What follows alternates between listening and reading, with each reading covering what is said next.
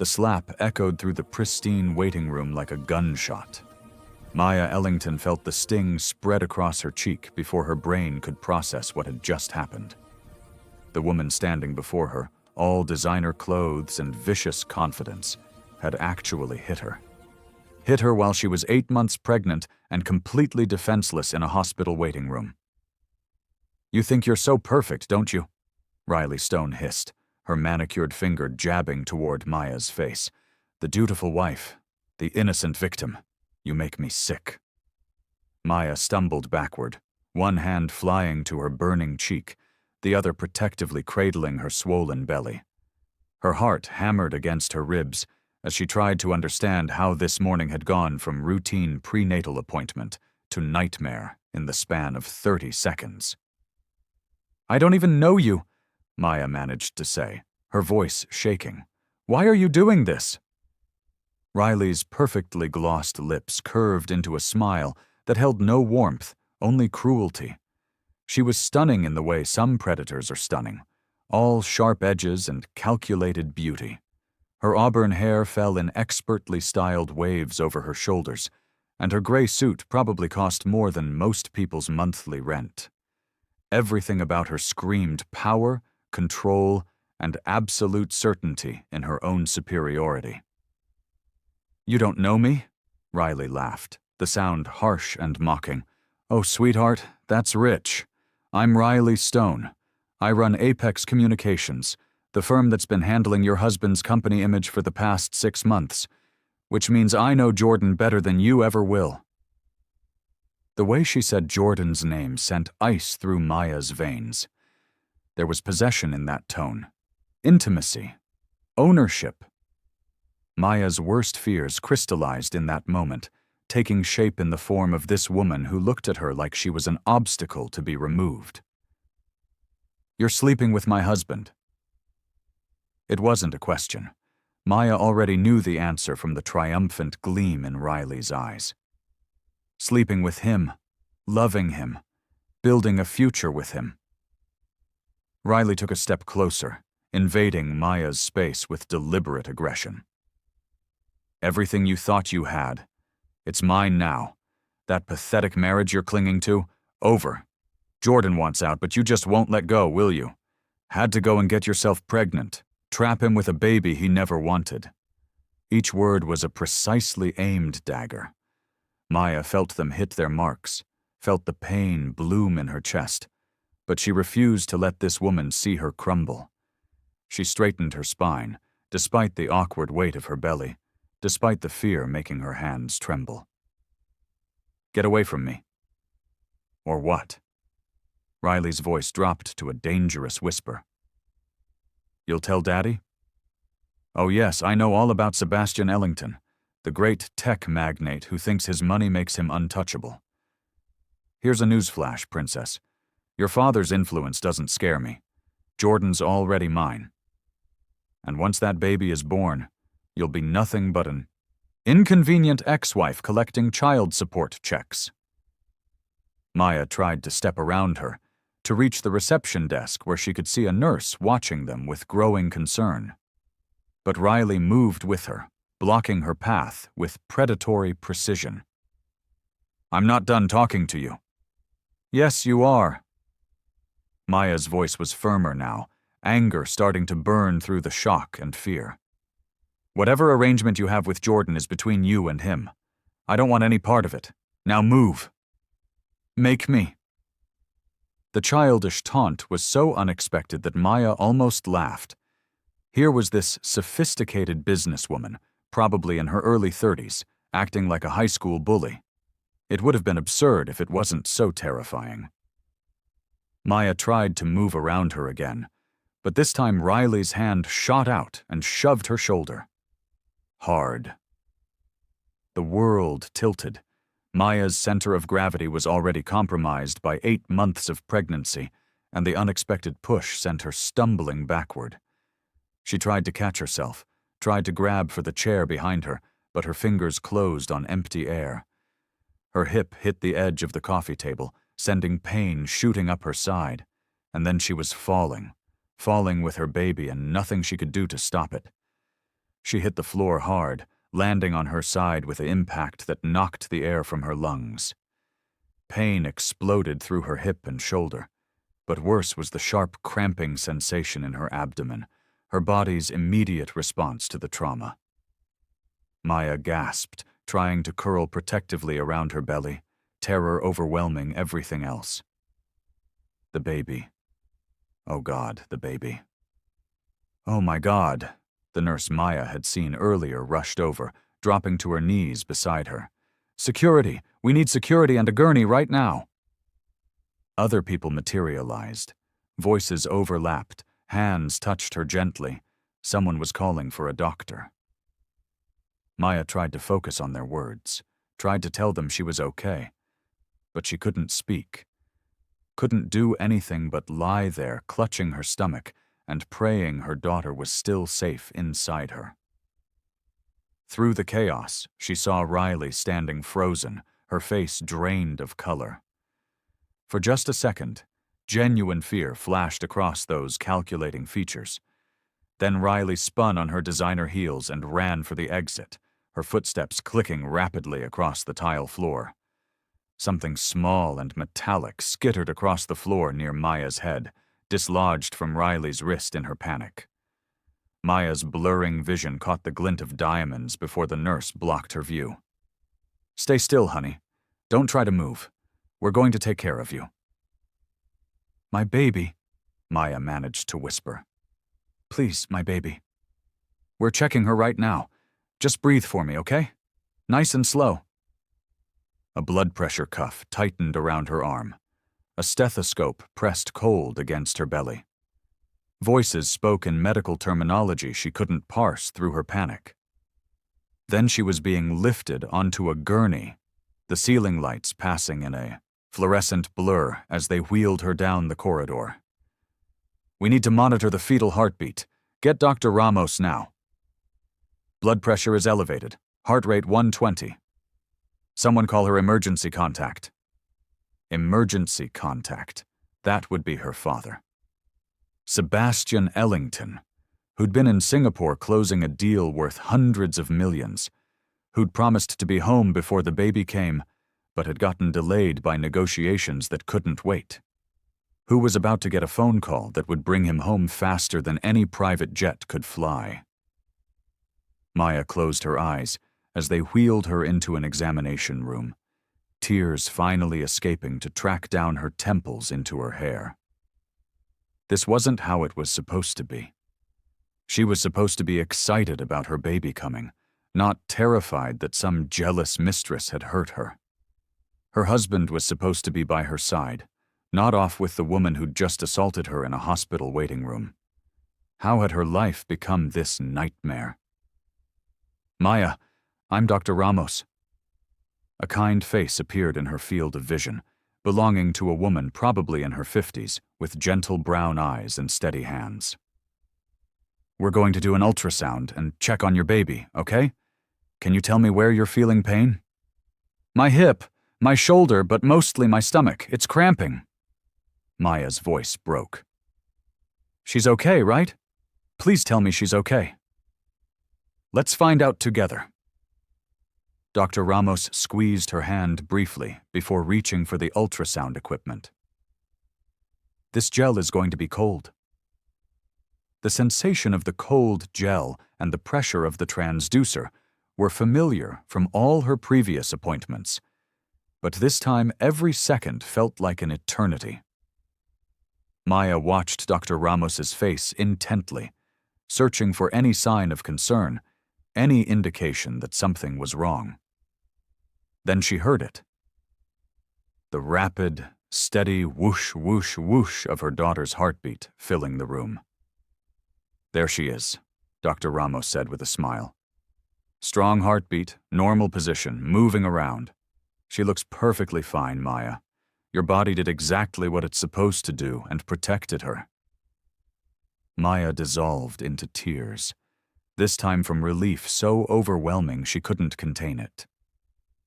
"She's really okay?" "She's really okay. You, however, are going to have some spectacular bruises, and I want to keep you here for observation for a few hours to make sure there are no signs of early labor. But your daughter is a tough little fighter. Just like her mother was going to have to be. Dr. Ramos, there's someone here to see Ms. Ellington. He's quite insistent. Maya's father. It had to be.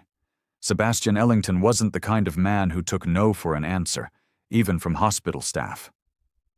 Let him in, Maya said, trying to wipe her tears and compose herself. She didn't want her father to see her like this, but she also desperately needed him right now. The door opened, and Sebastian Ellington entered the examination room like a storm given human form. At 62, he was still an imposing figure, tall and broad-shouldered with silver-gray hair and dark eyes that missed absolutely nothing. He'd built his tech empire from nothing, and the steel that had carried him through decades of cutthroat business was evident in every line of his body. But when those sharp eyes landed on Maya lying on the examination table with tear-stained cheeks, something in his face cracked. Fear. Raw, unfiltered fear that Maya had only seen once before, when her mother had died when Maya was 10. Maya. His voice was rough as he crossed to her in 3 long strides, his hand immediately finding hers. Baby girl, what happened? They said you fell. Are you hurt? Is the baby... The baby's fine, Maya said quickly, squeezing his hand. I'm okay, Dad. Just bruised. Sebastian's jaw clenched, and Maya watched his expression shift from fear to something much more dangerous. You didn't fall. Someone hurt you. Who? Dr. Ramos cleared her throat. I'll give you some privacy. Press the call button if you need anything, Maya. Once they were alone, Maya told him everything. She watched her father's face grow progressively colder as she described Riley's confrontation, the threats, the admission about Jordan, and finally the shove that had sent her sprawling. When she finished, Sebastian was silent for a long moment. It was the kind of silence that preceded earthquakes, the deceptive calm before nature unleashed devastation. Her name is Riley Stone, he said finally, his voice quiet and controlled in a way that was somehow more terrifying than shouting. She runs Apex Communications, and she assaulted my pregnant daughter in a hospital. Dad, I just want to go home and forget this happened. No. The word was flat, absolute. That's not how this works. She hurt you. She could have hurt my granddaughter, and she did it because she thought she could, because she thought there would be no consequences. Sebastian pulled out his phone, already typing. Harper, I need you at Crescent Valley Medical Center immediately, and bring security. We're going to need the hospital's security footage from the past 2 hours. Dad, you don't have to. Yes, I do. He looked at her, and for just a second the mask slipped, and she saw the fury and fear beneath.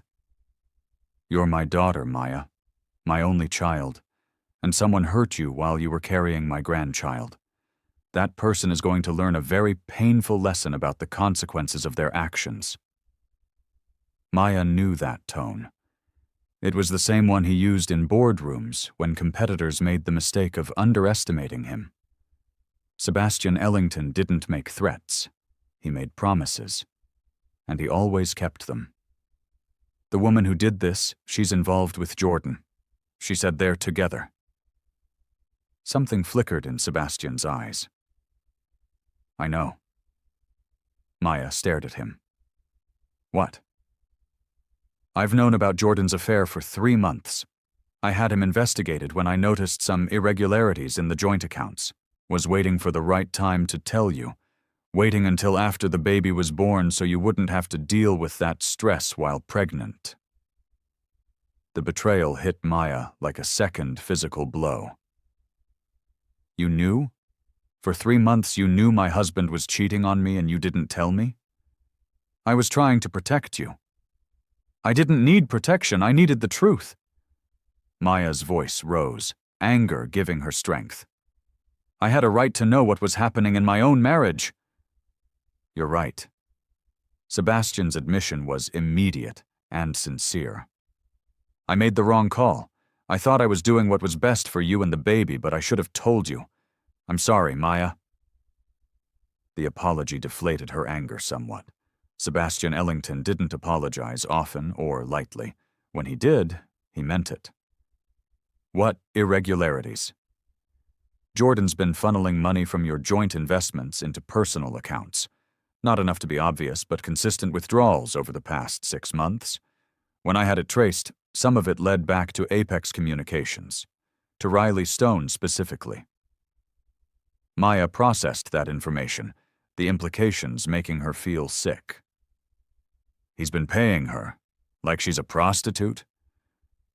More like he's been investing in her company while simultaneously having an affair with her, mixing business and pleasure in the most spectacularly stupid way possible. Sebastian's expression was grim. I was building a case, gathering evidence for when you were ready to divorce him. I have documentation of everything. But I swear to you, Maya, if I'd known she would come after you physically, I would have handled this very differently. The door opened, and a woman in her late 30s entered, carrying a tablet and radiating efficient competence. Harper Vance, Sebastian's chief strategist and right hand.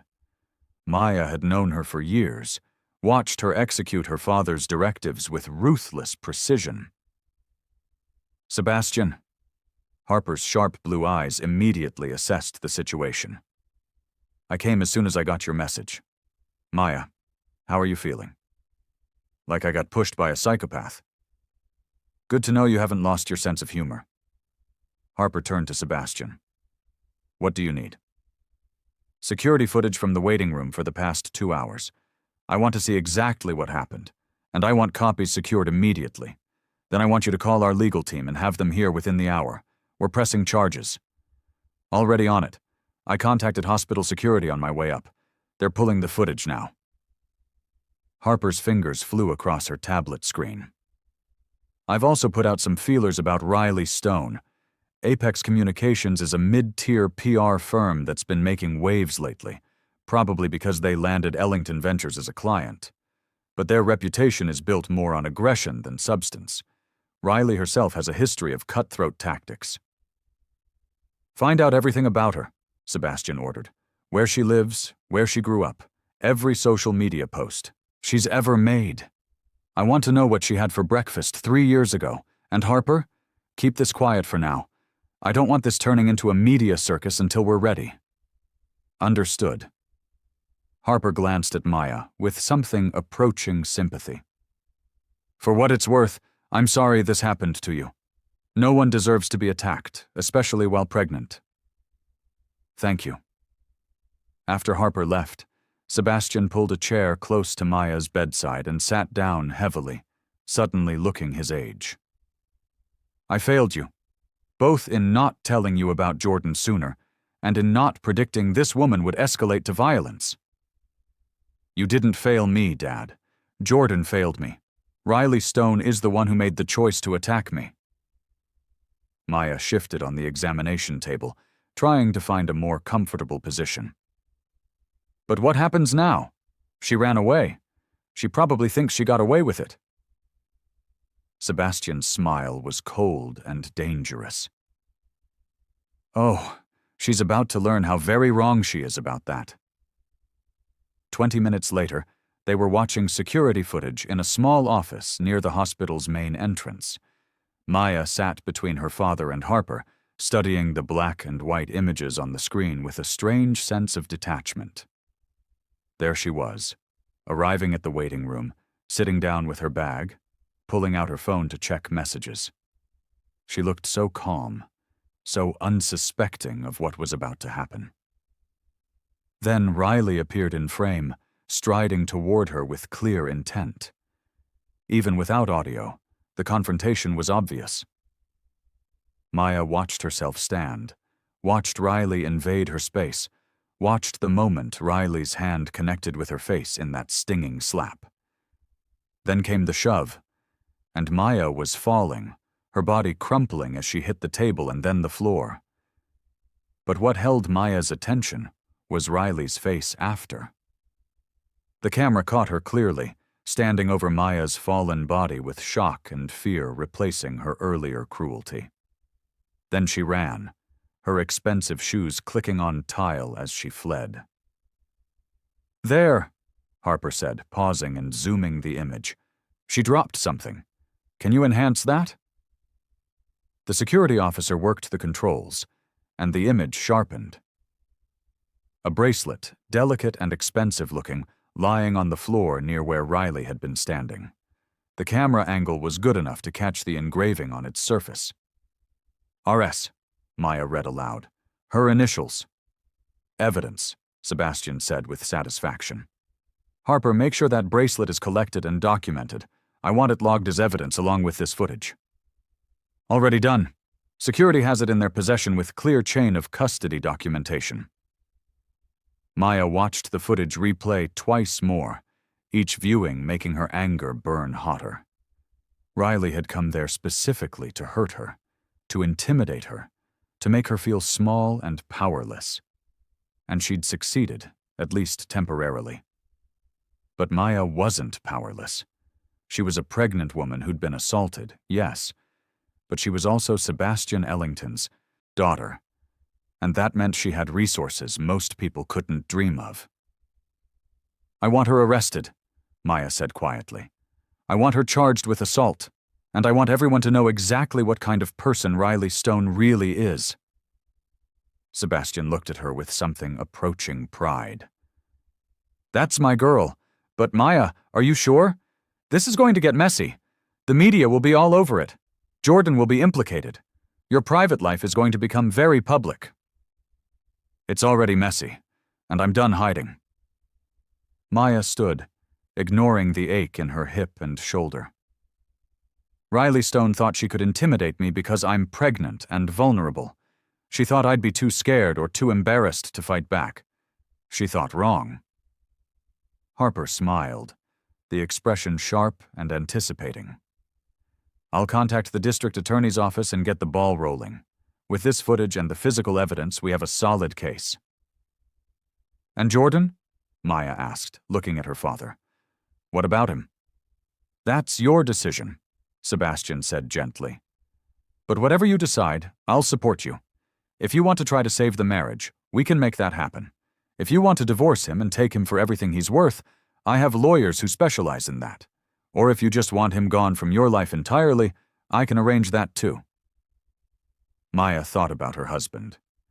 Jordan had been charming once, or at least she'd thought so. He was handsome and ambitious, working in venture capital when they'd met. Sebastian had helped him start Ellington Ventures, given him capital and connections that had made him successful. And Jordan had repaid that generosity by cheating on Sebastian's daughter and funneling money to his mistress. "I want to talk to him first," Maya decided. "I want to hear what he has to say before I decide anything." "But Dad, have your lawyers ready? Because I have a feeling this conversation isn't going to end well." Jordan Ellington arrived at the hospital 2 hours later, looking like he'd rushed there from somewhere important. His expensive suit was slightly rumpled, his usually perfect hair mussed, and there was a sheen of nervous sweat on his forehead, despite the cool hospital air conditioning. He found Maya in a private recovery room, where they'd moved her after confirming the baby was fine. She was sitting up in bed, looking tired but determined, with Sebastian standing like a sentinel beside her. "Maya, thank God!" Jordan rushed forward, reaching for her hands, but she pulled them away. "I came as soon as I heard. Are you okay? Is the baby—" "The baby's fine," Maya said coldly. "No thanks to your girlfriend." Jordan froze, his expression cycling through several emotions too quickly to track. Shock, guilt, fear, finally settling on a careful blankness that Maya recognized as his business negotiation face. "I don't know what you're talking about." "Don't." The single word cracked like a whip. "Don't you dare stand there and lie to my face right now, Jordan. Not after everything. I met Riley Stone today. She was very forthcoming about your relationship." Riley was here? Jordan's face went pale. Maya, whatever she said. She pushed me, Maya interrupted, her voice hard. Shoved me while I was 8 months pregnant and I fell. Could have hurt our daughter. Did hurt me. She gestured to the bruising already darkening on her cheekbone, where Riley's hand had connected. So, whatever excuse you're formulating, whatever justification you think you have, save it. I'm done listening to lies. Jordan looked at Sebastian, perhaps hoping for male solidarity, perhaps looking for an escape route. What he found instead was cold, controlled rage radiating from every line of Sebastian's body. Mr. Ellington, surely we can discuss this rationally, as businessmen. You lost the right to call yourself my business partner the moment you started stealing from joint accounts to fund your affair, Sebastian said softly. And you lost any consideration as my son-in-law when your mistress assaulted my pregnant daughter. The only reason you're not already being escorted out by security is because Maya wanted to speak with you first. I suggest you make this conversation count. Jordan swallowed hard, his Adam's apple bobbing visibly. He turned back to Maya, and she saw calculation in his eyes. He was trying to figure out how to spin this, how to minimize the damage, how to salvage something from the wreckage of his lies. She watched him cycle through options in real time. Denial wouldn't work now. Blame wouldn't work with Sebastian standing right there. So he went with contrition. I'm sorry, Jordan said, his voice carefully modulated to sound sincere. You're right. Riley and I have been involved. It started about 6 months ago, and I should have ended things when it became clear she was unstable. I never meant for any of this to happen. When it became clear she was unstable, Maya repeated slowly. So you're saying what, exactly? That Riley is crazy and you're just an innocent victim? I'm saying she became possessive, demanding. I tried to break things off several times, but she wouldn't accept it. When she found out about your pregnancy, she became fixated on the idea that I was choosing you over her. Jordan ran his hand through his hair, playing the part of the beleaguered man caught between two women. I never imagined she'd confront you, much less hurt you. Maya, you have to believe me. I don't have to believe anything. Maya kept her voice steady, refusing to let him see how much his words hurt. What I have to do is protect my daughter, and that means making some hard decisions about who gets to be part of her life. She's my daughter too. Is she? Because for the past 6 months, you've been investing in a future with someone else. Literally investing, according to the financial records my father uncovered. Maya leaned forward slightly. Did you think I wouldn't find out? Did you think you could just keep Riley as a side project indefinitely? It wasn't like that. Then what was it like? Explain it to me, Jordan, because I'm trying really hard to understand how a man could cheat on his pregnant wife with a woman violent enough to attack her in a hospital. Jordan's carefully maintained composure cracked. You want to know the truth? Fine. I felt trapped. We got married too young, and then suddenly you were pregnant, and my entire life became about what you needed, what the baby needed. I lost myself. Riley made me feel alive again, like I was more than just a husband and a father-to-be. She saw me as Jordan, not as an extension of the Ellington empire. The honesty was actually worse than the lies. Maya felt something inside her break, not her heart exactly, but the last fragile hope that maybe they could fix this, maybe they could somehow salvage something from the ruins of their marriage. You felt trapped, she said quietly. I was carrying your child, creating a life you claimed to want, and you felt trapped. So you found someone who made you feel special, and you didn't care what it cost me. Maya, I do love you. No. She cut him off with finality. You don't get to say that. Love doesn't look like betrayal. Love doesn't fund the bank account of someone who would hurt the person you claim to love. You might have loved me once, Jordan, but whatever we had, it's gone now. Sebastian cleared his throat, drawing Jordan's attention. I think it's time for you to leave. Maya needs to rest, and you've said quite enough. She's my wife. I have a right to be here. Actually, you don't. Harper appeared in the doorway, tablet in hand, looking grimly satisfied. The police are here. They'd like to speak with you about your financial relationship with Riley Stone, and whether you had any prior knowledge of her intent to harm Maya. Jordan's face drained of color. I didn't know. I swear I had no idea she would do something like that. Then you shouldn't have any problem answering their questions, Sebastian said mildly. Unless, of course, you're lying. Are you lying, Jordan? I need to call my lawyer. Probably a smart move. Sebastian moved to open the door wider. Harper will show you to where the detectives are waiting. And Jordan, don't leave town. Something tells me you're going to be needed for quite a few more conversations in the coming days. After Jordan left, escorted by a coolly professional Harper, Maya let herself sag back against the pillows. The adrenaline that had carried her through the confrontation was fading, leaving exhaustion and pain in its wake. You did well, Sebastian said, sitting down beside her bed. That couldn't have been easy. It was necessary. I needed to see his face, hear his excuses. I needed to know for sure that there was nothing left to save. Maya touched her belly, feeling her daughter moving inside. She deserves better than a father, who sees her as a trap. She has better, she has you, and she has me. Sebastian's hand covered hers on her stomach. Whatever happens next, you're not alone in this, Maya. I promise you that. Over the next 3 days, while Maya recuperated at home under doctor's orders, Sebastian launched a carefully orchestrated campaign that would have impressed Napoleon. Maya watched from her bedroom, simultaneously awed and slightly terrified by her father's precision. First, the police formally charged Riley Stone with assault. The security footage, the bracelet, and witness statements from hospital staff made it an airtight case. Riley tried to claim self-defense, but surveillance clearly showed Maya never touching her, never threatening her. It was unprovoked attack, plain and simple. Then Harper's digital team got to work. They uncovered a trail of financial transactions between Jordan and Apex Communications that went far beyond normal business relationships.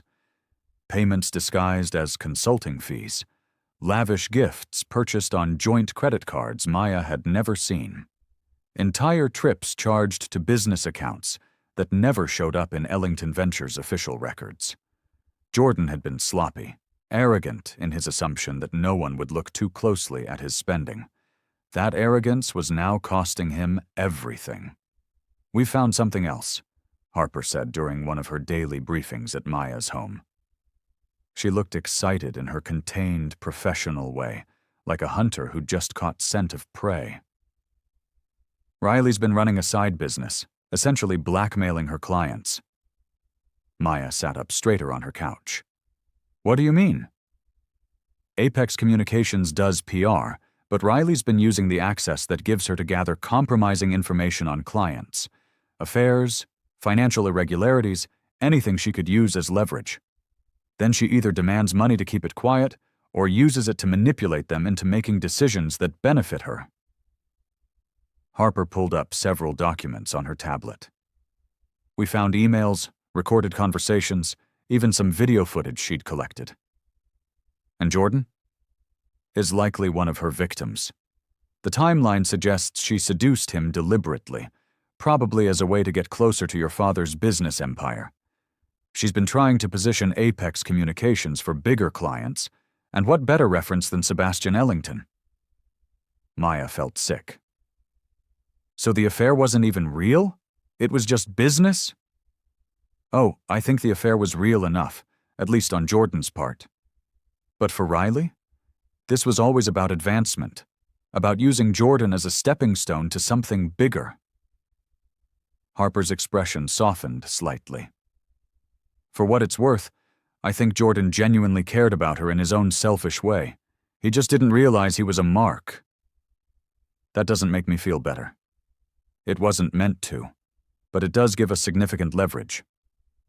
Harper began typing notes. If we present this evidence to the DA, Riley's assault charge becomes part of a larger pattern of predatory behavior. We might be able to get additional charges filed. Do it! Maya's voice was firm. If she's done this to other people, they deserve justice too. And if it means she faces real consequences for what she did to me, even better. While Harper worked on the legal strategy, Sebastian began the delicate process of managing public perception. Despite his orders to keep things quiet initially, word had inevitably leaked. Rumors swirled online about trouble in the Ellington family, about Jordan's affair, about some kind of incident at Crescent Valley Medical Center. Rather than let speculation run wild, Sebastian decided to control the narrative himself. He did it at the annual Ellington Innovation Forum, a prestigious event that drew tech leaders, investors, and media from around the world. It was supposed to be a showcase for new developments from Ellington Technologies.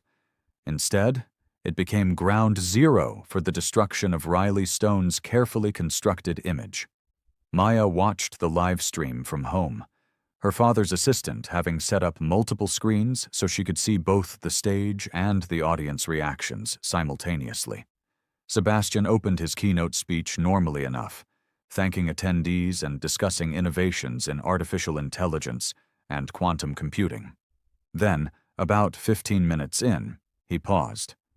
Before we continue, I need to address something personal. It's not standard practice to mix family matters with business events, but given the circumstances and the rumors already circulating, I believe transparency is the best policy. The audience went silent, sensing something unusual was about to happen. Journalists leaned forward, cameras ready. 2 weeks ago, my daughter Maya was assaulted while attending a routine prenatal appointment. She's 8 months pregnant with my first grandchild. Her attacker was a woman named Riley Stone, who runs a PR firm called Apex Communications. Gasps rippled through the crowd. Maya saw several people pulling out their phones, no doubt Googling Riley's name already. I'm going to show you what happened, Sebastian continued. Please be advised, this footage depicts violence against a pregnant woman and may be disturbing. The screens behind him lit up with the security footage. There was Maya sitting peacefully. There was Riley approaching with clear aggressive intent. The slap, the shove, Maya falling, Riley fleeing. The sequence played twice, giving the audience no chance to misinterpret what they were seeing. The silence that followed was deafening. This is the woman who's been presenting herself as a cutting-edge PR professional, someone businesses can trust to manage their public image.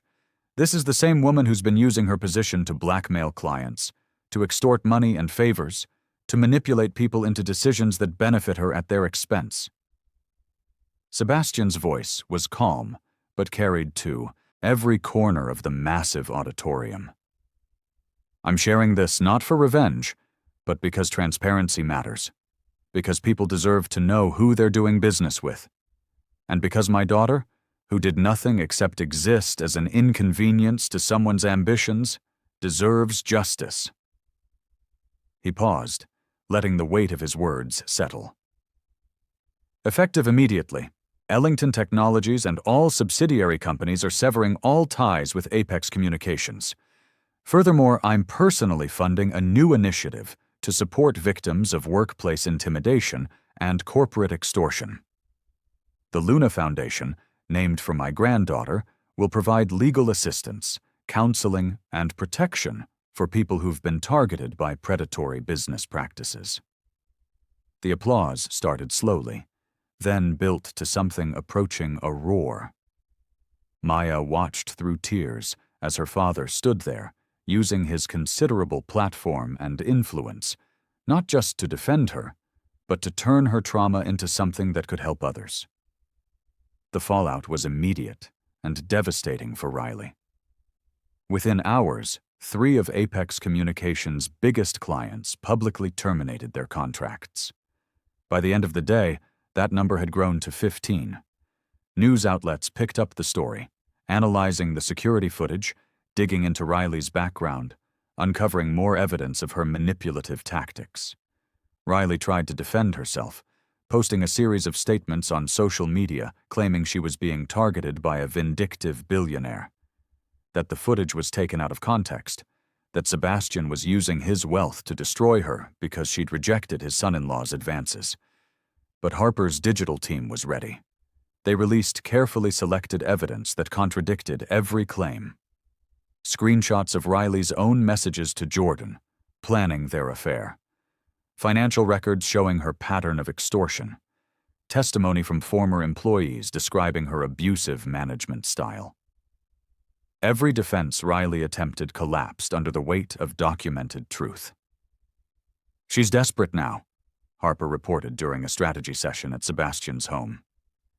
Maya was there, along with Sebastian's legal team and several key advisors. "Her reputation is in ruins. Apex Communications has lost over 60% of its client base. She's facing criminal charges that could result in prison time." "Good," Maya said without sympathy. "She tried to hurt my baby. She doesn't deserve anything better." "The trial date has been set for 3 months from now," one of the lawyers added. "Given the strength of the evidence, the DA is confident in a conviction. The question is whether Riley will take a plea deal or go to trial." "She'll try to deal," Sebastian predicted. "Her lawyer will know this is unwinnable. They'll push for reduced charges, maybe probation instead of prison time." "And if they do?" Maya asked.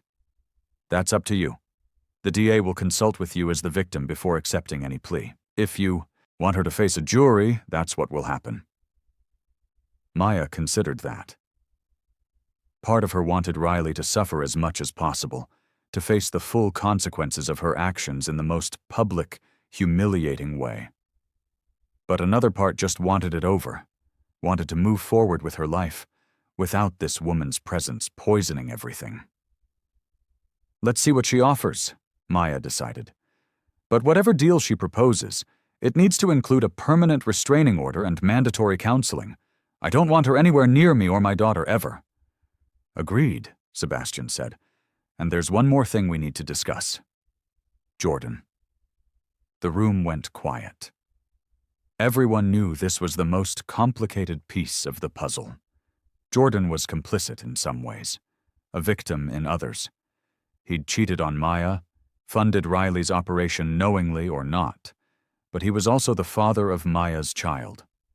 "What do you want to do about him?" Harper asked gently.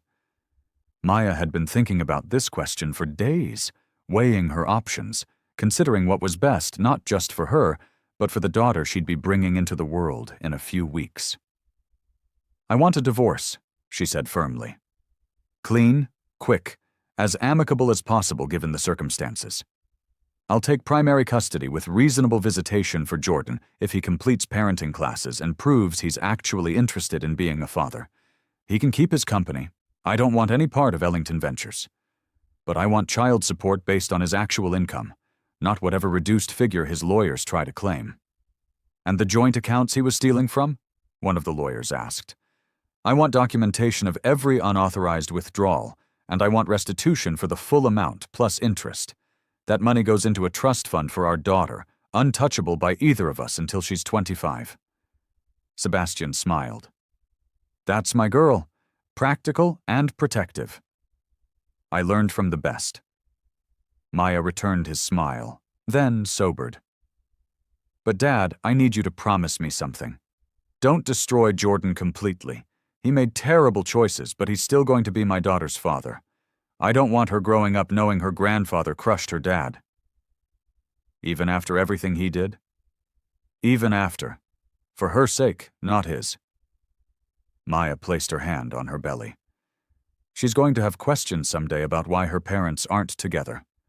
I want to be able to tell her we handled things with as much dignity as possible, that we put her needs first." Sebastian studied her for a long moment, then nodded. "All right. For my granddaughter, I'll show restraint. But Jordan is out of Ellington Ventures. I'll buy out his shares at fair market value, give him capital to start something else if he wants, but he's done having access to my resources. That's fair. Over the next month, while Maya's belly grew and her due date approached, everything fell into place with remarkable efficiency. Riley Stone's lawyer approached with a plea deal. Guilty to assault with a reduced charge of reckless endangerment, 2 years probation, mandatory anger management and counseling, a permanent restraining order, and community service working with expectant mothers at a local shelter. She wants the community service component to be part of her rehabilitation story, Harper explained. Position herself as someone who made a terrible mistake, but is working to make amends. Maya was skeptical, but pragmatic. If it means pregnant women at that shelter get better resources because Riley is required to fund programs there as part of her service, then fine. Let her pretend to be reformed while actually doing some good. The DA accepted the plea, and Riley Stone's public dismantling was complete. Apex Communications folded entirely, its remaining clients jumping ship to avoid association. Riley herself retreated from public life, her social media going dark, her name becoming synonymous with cautionary tales about mixing business with vindictive personal behavior. Jordan was more complicated. He did complete the parenting classes, did seem genuinely remorseful when they met with mediators to work out custody arrangements. But there was a brokenness in him now, a recognition that he'd destroyed his own life through selfishness and poor judgment. I know I don't deserve forgiveness, he told Maya during one of their final meetings before the divorce was finalized. But I want you to know I'm grateful you're not shutting me out of our daughter's life completely. I'm going to be a better father than I was a husband. I promise you that. Don't promise me, Maya said quietly. Promise her, and then prove it through actions, not words. Luna Grace Ellington entered the world on a clear Tuesday morning, weighing 7 pounds and 2 ounces, with her mother's dark hair and her grandfather's determined expression. Sebastian was in the delivery room, having earned that privilege through months of unwavering support. Jordan was allowed to visit afterward, holding his daughter with a mixture of wonder and regret that made Maya feel something almost like pity. She's perfect, Jordan whispered, tears streaming down his face. Maya, she's absolutely perfect. Yes, she is, and she deserves the best from both of us, even if we're not together. The weeks after Luna's birth passed in a blur of sleepless nights and overwhelming love. Maya moved into a house Sebastian had purchased for her, close to his own estate, but with enough distance to maintain independence. Harper helped her set up nursery, and Sebastian proved to be a surprisingly adept grandfather, showing up at odd hours with supplies and sitting with Luna so Maya could shower or nap. The Luna Foundation officially launched 2 months after Luna was born, with Maya serving as a board member and spokesperson when she was ready. She shared her story publicly, became a voice for women who'd experienced intimidation or violence from people who thought power meant immunity from consequences. And slowly, carefully, she rebuilt her life into something stronger than what had been destroyed. 6 months after Luna's birth, Maya was beginning to feel like herself again. Not the woman she'd been before. That version was gone forever. But someone new. Someone who'd been broken and reassembled into a form that was somehow more resilient than the original. She was at home, working on Luna Foundation materials while Luna napped, when Harper showed up unexpectedly with an expression Maya had learned to be wary of. It was Harper's "we have a problem" face. What's wrong? We've had a development. Harper sat down, pulling out her tablet. One of our digital monitoring systems flagged something unusual. There's been a spike in online activity related to Riley Stone. She's on probation. She's supposed to be staying offline and out of trouble. Officially, she is. But someone's been posting on her behalf, trying to rehabilitate her image. Professional content, sympathetic stories about how she was the real victim of Sebastian Ellington's vendetta. how she's been unfairly punished for a moment of stress and poor judgment. Maya felt cold.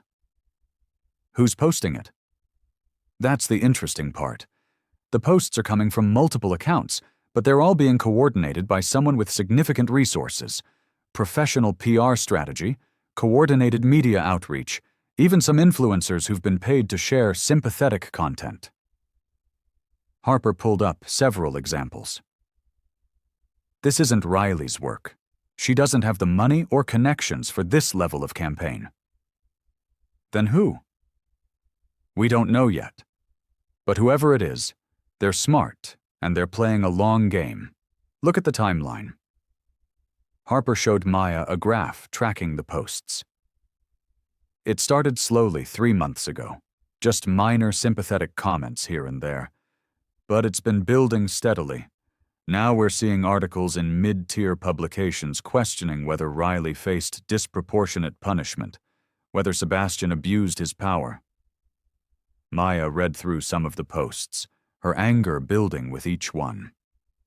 They painted Riley as a brilliant young businesswoman, destroyed by an older, more powerful man who couldn't accept that his son-in-law had chosen someone else. They suggested Maya had exaggerated her injuries, that the fall had been an accident, that Sebastian had manipulated evidence and public opinion. It was gaslighting on a massive scale. Why would someone do this? Maya asked. What do they gain from defending Riley? That's what we need to figure out. Sebastian has made a lot of enemies over the years. It's possible someone is using Riley's situation as a way to attack him indirectly. Or maybe Riley has a benefactor we didn't know about, someone with their own agenda. Can we trace where the money is coming from? We're working on it, but these people are using multiple shell companies and international transfers, professional money laundering tactics. Harper looked troubled. Maya, I think you should increase your security. If someone is working this hard to rewrite Riley's story, they might have plans beyond just PR. Maya glanced toward the nursery where Luna slept peacefully. The thought of anyone threatening her daughter made her blood run cold.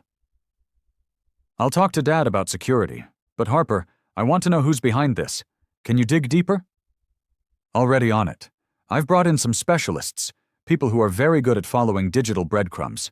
If there's a trail, we'll find it. Sebastian took the news seriously, immediately arranging for enhanced security at both his estate and Maya's home.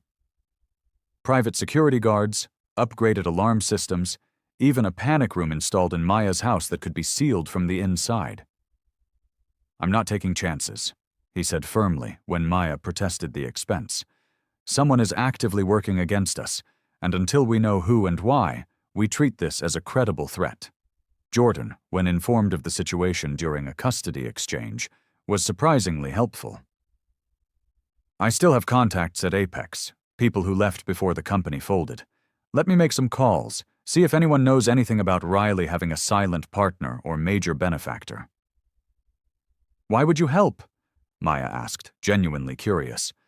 Because Luna is in your house, and if there's any threat to her, I want it eliminated.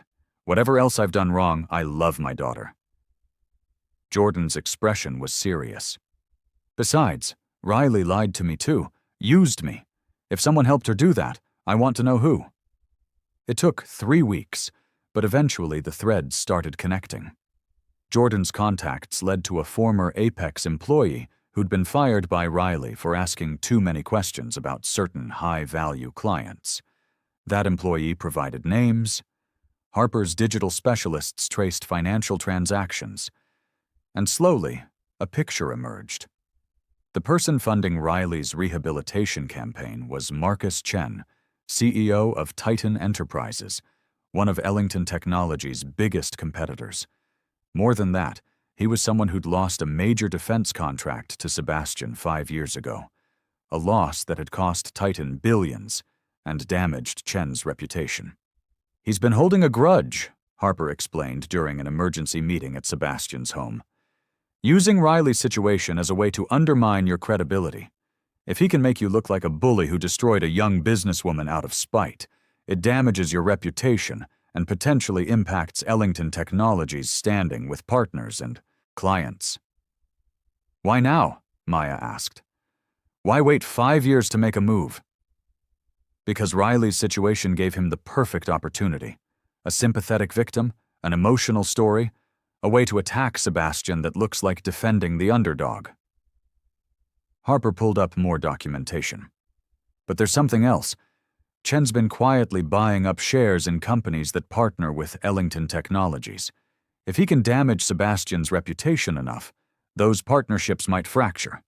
And if they do, Chen is positioned to swoop in and take over. Sebastian sat back in his chair, his expression thoughtful. It's actually a clever strategy. Not clever enough, but clever. He's using Riley as a weapon without making his own involvement obvious. Until now, Harper said with satisfaction, we have documentation of every transfer, every shell company, every coordinated post. We can prove Chen is behind this. What do we do with that proof? Maya asked. Expose him? We could, Sebastian said slowly. Or we could use it as leverage. Chen wants to play games? Let's show him the cost of playing against the Ellington family. Over the next week, Sebastian orchestrated a counterattack that was surgical in its precision. Instead of publicly exposing Chen's involvement, he used the information privately. Calls were made to Titan's board members, to major shareholders, to partners who might be concerned about their CEO engaging in coordinated harassment campaigns against competitors. Chen found himself suddenly facing questions from his own people. Why was company money being funneled to shell corporations? Why was he personally invested in rehabilitating the image of someone who'd assaulted a pregnant woman? What was his endgame? Unable to provide satisfactory answers, Chen's position became untenable. Within 10 days, Titan's board forced him to resign. The company issued a public statement distancing itself from any campaigns against Ellington Technologies and offering a formal apology for any unauthorized activities undertaken by former leadership. The online rehabilitation of Riley Stone stopped immediately, the coordinated posts vanishing as quickly as they'd appeared. Without Chen's funding and direction, the whole operation collapsed. It's over, Harper reported, looking both satisfied and exhausted. Chen is out, his reputation is destroyed, and Titan is scrambling to repair relationships with partners who are now questioning their judgment. And Riley? Maya asked. Still on probation, still quiet. Without her benefactor, she has no resources and no platform. She's exactly where she should be. Irrelevant. Maya felt the tension that had been building for weeks finally release. Thank you, Harper, for everything. I don't know what we would have done without you. You would have figured it out. The Ellington family is remarkably resilient. Harper smiled. But I'm glad I could help. That's what family does. Family. It was a word that had expanded its meaning for Maya over the past year. It wasn't just blood anymore. It was Harper, who'd fought for them with relentless dedication. It was the team of lawyers and security personnel who'd kept them safe. It was even Jordan, in his limited, imperfect way, trying to be a better father than he'd been a husband. 3 months later, the Luna Foundation hosted its first major fundraising gala. Maya stood at the podium, Luna sleeping peacefully in Sebastian's arms nearby, and addressed a room full of donors and supporters. A year ago, I was at my lowest point. I'd been betrayed by someone I loved, assaulted by someone I'd never met, and I felt powerless to protect myself or my unborn child. But I wasn't powerless. I had family who fought for me. I had resources that many victims don't have access to. And I had the determination to turn my trauma into something meaningful. She gestured to the screens behind her, which displayed the Foundation's accomplishments. Legal aid provided to 83 victims of workplace harassment, counseling services for over 200 women, emergency housing assistance for families fleeing dangerous situations. The Luna Foundation exists because no one should face their darkest moments alone. Because power should be used to protect the vulnerable, not exploit them. And because every person deserves justice, regardless of whether they have a billionaire father to fight their battles. The applause was warm and genuine. After her speech, donors approached with checks and commitments, moved by her story and the foundation's work. Maya accepted their support graciously, but what meant more were the quiet conversations with women who'd been helped by the foundation, who shared their own stories of survival and recovery. "You gave me hope," one woman told her, tears streaming down her face. "I was ready to give up, to accept that the man who hurt me would never face consequences. But your story showed me that justice is possible." Those words made everything worthwhile. The pain, the public exposure, the exhausting legal battles, all of it had meaning if it helped someone else find their way through darkness. As the gala wound down, Maya stood on the balcony overlooking the city, Luna now awake and cooing in her arms. Sebastian joined her, looking distinguished in his tuxedo, his expression content. "You did good tonight," he said quietly. "We did good. This foundation, everything it represents, that's your vision as much as mine." "Maybe. But you're the one who had the courage to share your story, to be vulnerable in front of strangers. That takes a strength I've never had." Maya leaned against him, feeling safe and loved. "I learned from you that power isn't about dominating others. It's about protecting the people who matter and standing up for what's right, even when it's hard." "When did you get so wise?" "Probably when I became a mother. Luna's counting on me to make the world a little bit better for her. That's a powerful motivator." They stood there in comfortable silence, watching the city lights twinkle in the darkness. Behind them, the gala continued, people connecting and planning and building something meaningful from Maya's pain. Jordan appeared in the doorway, looking uncertain. He'd been invited to the gala as Luna's father, but he'd kept a respectful distance all evening, aware that this was Maya's triumph, not his. "She's beautiful," he said softly, looking at his daughter. "Every time I see her, I'm amazed all over again." "Would you like to hold her for a minute?" Maya offered, surprising herself with the gesture. Jordan's face lit up. He took Luna carefully, cradling her with the awkward care of someone still learning the motions. "Hey, Princess, Daddy's here." Maya watched him with Luna, saw the genuine love in his expression, and felt something like forgiveness stirring. Not for what he'd done to her, that would take much longer to process, but forgiveness for being human, for making terrible choices, for being someone who was trying, however imperfectly, to be better. "Thank you," Jordan said quietly, not looking up from Luna's face, "for letting me be part of her life. I know I don't deserve it." "You're right, you don't. But she deserves a father who's present and trying. Keep being that person and we'll be okay." It wasn't reconciliation. It wasn't forgiveness. But it was peace of a sort. An understanding that they were both committed to Luna's well-being, even if they couldn't be committed to each other. Sebastian cleared his throat. "I'm going to head back inside. Maya, take all the time you need out here." After he left, Maya and Jordan stood together on the balcony, the strangest of co-parents, bound together by a daughter they both loved and a past neither could change. "Did you hear about Chen?" Jordan asked eventually. "Yes. Apparently he's consulting now, trying to rebuild his reputation. Karma's funny that way. He tried to use someone else's pain as a weapon, and it destroyed him instead." Jordan glanced at her. "Riley reached out to me, about a month ago." Maya tensed. "What did she want?" "Forgiveness, I think. Or maybe just to explain her side. I didn't respond." Whatever her reasons were, they don't change what she did.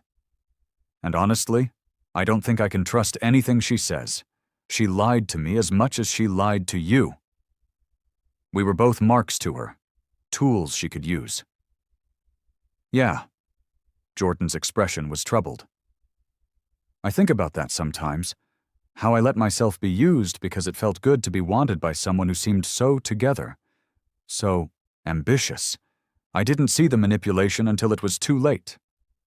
That's how manipulation works. It feels like validation right up until the moment it destroys you. They were quiet for a moment. Two people who'd been shattered by the same woman's machinations, rebuilding their lives in very different ways. For what it's worth, Jordan said softly, you're an amazing mother. Luna's lucky to have you. She's lucky to have both of us, as long as we both keep trying to be worthy of her. Inside, the gala was winding down. Harper was coordinating with staff, ensuring every donation was properly documented and every connection made during the evening was followed up on. She caught Maya's eye through the glass doors and gave a small wave, mouthing, "Everything okay?" Maya nodded and smiled. Everything was okay. Not perfect. Life was rarely perfect. But okay. Better than okay, actually. She had her daughter, her father, a purpose that meant something, and the knowledge that she'd survived the worst and come out stronger. Jordan handed Luna back to her. I should go. My visitation is Thursday, right? Right, 3 o'clock. I'll be there. And Maya? Thank you. For everything. For this chance to be a better person. After he left, Maya returned to the gala's main room with Luna. Donors stopped her to coo over the baby, to tell her again how moved they were by her speech, to share their own stories, or the stories of people they knew who needed help. Each conversation reminded Maya why this mattered. The foundation wasn't just about her story anymore. It was about every person who'd been made to feel powerless, who'd been told their pain didn't matter, who'd been convinced that fighting back was useless. Excuse me, Miss Ellington? Maya turned to find a young woman, probably in her mid-20s, standing nervously nearby. She was thin, dressed in clothes that looked professional but worn, and her eyes held the kind of haunted expression Maya recognized from her own mirror in the months after Riley's attack. Can I help you? I hope so. My name is Sophia Torres. I saw your speech tonight and I thought, maybe... She trailed off, looking overwhelmed. Maya gently guided her to a quieter corner of the room. Take your time. What's going on? My boss has been harassing me for months. Nothing physical but constant comments, threats that if I report him I'll never work in this industry again, late-night messages that make me afraid to check my phone. Sophia's voice was barely above a whisper. I can't afford to lose this job. I have student loans, rent in this city is insane, and my family is depending on the money I send home. But I also can't keep living like this, always afraid, always looking over my shoulder. Maya's heart ached with recognition. This was exactly why the foundation existed. Have you documented any of the harassment? Saved messages, emails, anything? Some, but I'm scared if I use it, if I report him, everything will get worse. He has connections. He's already implied he could ruin my reputation if I cause problems. Sophia, I'm going to help you. The foundation has lawyers who specialize in employment harassment, and we can connect you with resources to protect yourself while you figure out your next steps. Maya pulled out her phone. I'm going to give you Harper's direct number. She's my father's chief strategist, and she's brilliant at handling situations like this. Call her tomorrow, tell her I sent you, and we'll start building your case. I can't afford lawyers. The foundation provides legal services at no cost to victims. That's literally why we exist. Maya squeezed Sophia's hand. You're not alone in this. And that man doesn't get to keep hurting you just because he has power. Power doesn't mean immunity from consequences. I learned that the hard way. but it's a lesson worth teaching. Sophia started crying, tears of relief mixed with exhaustion. Thank you. I've been so scared for so long, and I didn't know what to do. Now you do. Fight back, document everything, trust the people trying to help you, and don't let him convince you that his reputation matters more than your safety and well-being. After Sophia left with Harper's contact information and a promise to call first thing in the morning, Maya felt that familiar sense of purpose settling over her. This was what it was all for. Every painful moment, every public exposure, every battle fought, it all led to moments like this, where she could look someone in the eye and say, "I understand, and here's how we fix this." Sebastian found her as the last guests were leaving. Ready to go home? More than ready. Maya adjusted Luna in her arms. The baby was sleeping again, completely oblivious to the significance of the evening. Tonight was good, Dad. Really good. It was, and it's only the beginning. Sebastian wrapped his arm around her shoulders as they walked toward the exit. The foundation is going to help a lot of people, Maya. Your story is going to save lives. Our story, Maya corrected. You're as much a part of this as I am. Maybe, but you're the heart of it. The courage, the compassion, the determination to turn tragedy into purpose. That's all you. They drove home through quiet streets, Luna sleeping peacefully in her car seat. Maya watched the city pass by her window and thought about how much had changed in 1 year, how she'd gone from a woman who felt powerless to someone who'd built an entire foundation to help others find their power. Riley Stone had tried to destroy her. In a way, she'd succeeded. The old Maya, the one who'd been content to exist in her husband's shadow, who'd defined herself by her marriage, and her ability to please others, that version was gone forever. But what had risen from those ashes was someone stronger, someone who knew her own worth, who understood that love without respect was worthless, who would fight with everything she had to protect the people who mattered. At home, Maya put Luna to bed, and then stood in the nursery doorway, watching her daughter sleep. This tiny person would grow up in a different world than Maya had. She'd know her mother was strong. She'd see examples of women fighting back against injustice. She'd learn that power came in many forms, and the best kind was power used to protect others. I promise you, Maya whispered to her sleeping daughter, you'll never have to wonder if you're worth fighting for. You'll never question whether you deserve respect and love. Because I'm going to show you every single day what it looks like to stand up for yourself and the people you love. Luna stirred in her sleep but didn't wake. Maya watched her for a few more minutes, then went to her own room, exhausted but content. She'd survived betrayal. She'd survived assault. She'd survived powerful people trying to rewrite her story and diminish her pain. And she'd done more than just survive. She'd transformed, become someone who could look back at her worst moments and see them as the beginning of something meaningful. Tomorrow, there would be more work, more women like Sophia who needed help, more battles to fight, more resources to secure, more stories to hear and validate. But tonight, Maya could rest knowing she'd built something that mattered, something that would outlast her pain and turn it into purpose. Riley Stone had pushed her. Marcus Chen had tried to destroy her father's reputation. Jordan had betrayed her trust, but none of them had broken her. They'd only revealed what she was made of. Steel wrapped in compassion, strength tempered by wisdom, power dedicated to protection rather than domination. And that, Maya thought, as she finally drifted off to sleep, was the greatest victory of all. The story didn't end with her standing triumphant over her enemies. It ended with her building something meaningful from the ruins of what they'd tried to destroy.